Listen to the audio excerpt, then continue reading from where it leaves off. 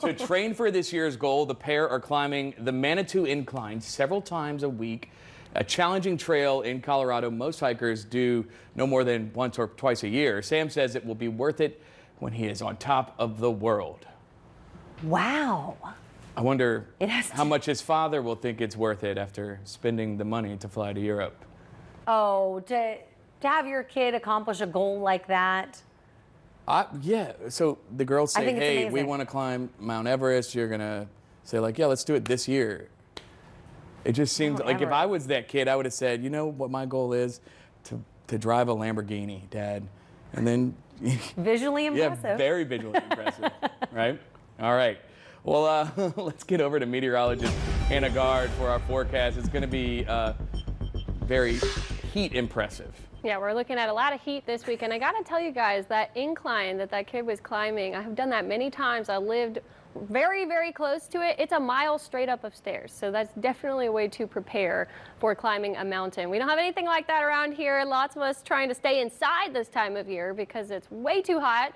We have 98 degrees for our forecast high today, just shy of the record, and then we're forecasting 100 on Wednesday and Thursday. And that could tie the record Wednesday and break the record on Thursday. I think it's going to be easier to go for that record on Thursday because it's a week record, 97. But all of these records were set last year at this same time. We had that long stretch of heat in August.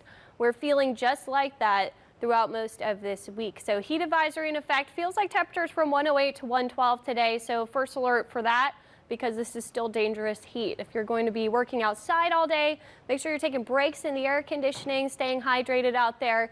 This heat is going to last all week long. You can see some dips though. We go from a lot hotter to a little bit of a break, and then Sunday we fall below that heat advisory criteria. We could see some drier air coming into play as we see some lower humidity trying to come down from the north. But right now on water vapor, we have high pressure over us. We have a clockwise spin generally to the atmosphere. We have a little spin over here moving toward Mexico, that low pressure, and then this spin counterclockwise, that is Debbie. This is the tropical storm that we're tracking that is about to make its way offshore here of Georgia. You can see how much it's slowed down. It's barely moved throughout this whole satellite loop. We have consistent tornadoes coming onshore, starting as water spouts, and a lot of flooding in those areas. It's going to continue to slow down, take this eastward jog, and then move up to the north again. So by Thursday, we still have a tropical storm over the Carolinas. So multiple rounds of heavy, heavy rainfall sitting over that area,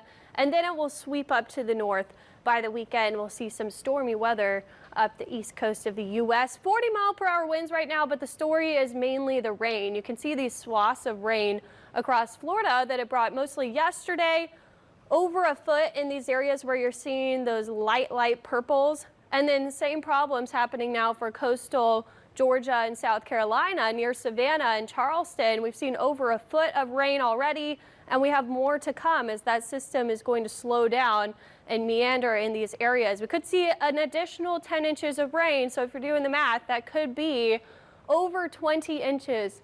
In some areas, we could be pushing 2 feet of rain. So certainly catastrophic flooding concerns. They've already been dealing with it, and it's going to continue for the next couple of days.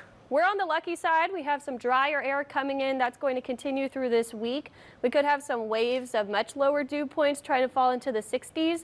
So that'll help in the afternoon. It almost puts it in that not bad category, which we'll take this time of year in the summer. We typically have that oppressive humidity. But notice a big change coming for this weekend. We have a front coming down. Is it a cold front? Not really. It's more of a humidity front, but it could drop our dew points into the 50s, which that would feel amazing, especially in the morning and afternoon hours. And it will drop our temperatures slightly. We'll go from those records down to closer to average by the end of the weekend and the start of next week. We still have things to watch in the tropics aside from Debbie. We have this wave in the Caribbean as that heads over here to the west. The environment will become better. There will be less wind shear it will be battling. So we will have to watch for potential development. Right now it has a low chance over the next 7 days. But we're heading into August. We do expect things to ramp up as we head into the end of the month and last all the way through October. A little hazy out there. We do have some wildfire smoke that's funneling down with those northerly winds, but right now temperatures in those low to mid 90s. We're going to continue to heat up quickly. We could see a shower or two in the afternoon, but it's not going to be widespread rainfall, and it'll be short-lived. If you do see that rain chances pretty low all the way through the end of the week. We're looking at those record temperatures. This weekend, though, looks a lot better, and if we do get that humidity front on Sunday, that'll provide us some much-needed relief. Back to you.